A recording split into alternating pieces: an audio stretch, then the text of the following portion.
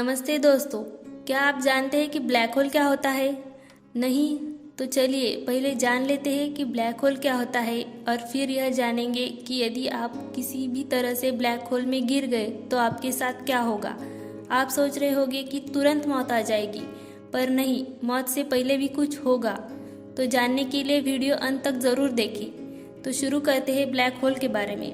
Black hole को हिंदी में कृष्ण विवर कहते हैं। ब्लैक होल स्पेस में वह जगह है जहाँ भौतिक विज्ञान का कोई नियम काम ही नहीं करता, मतलब समय और स्थान का कोई मतलब नहीं है।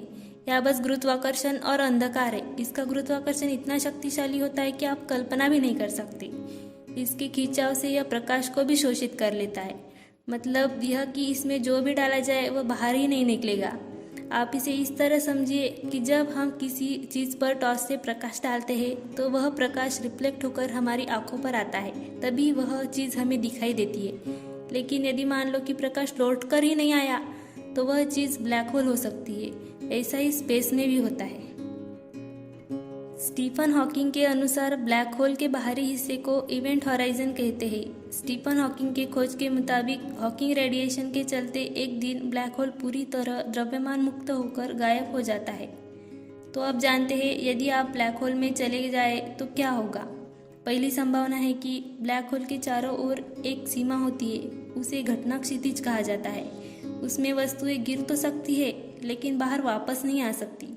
अगर आप ब्लैक होल में गिरे तो हॉकिंग रेडिएशन के चलते ब्लैक होल के अंधकार तक पहुंचने से पहले ही आप जलकर राख हो जाएंगे।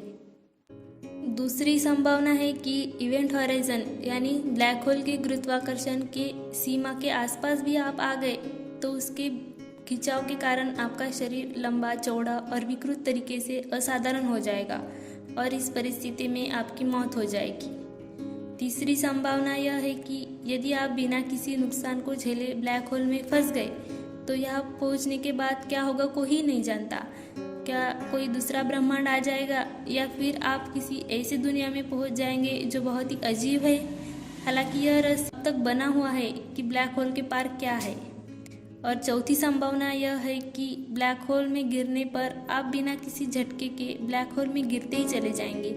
इसे आइंस्टाइन ने हैप्पीएस्ट थॉट कहा, मतलब एकदम फ्री फॉल।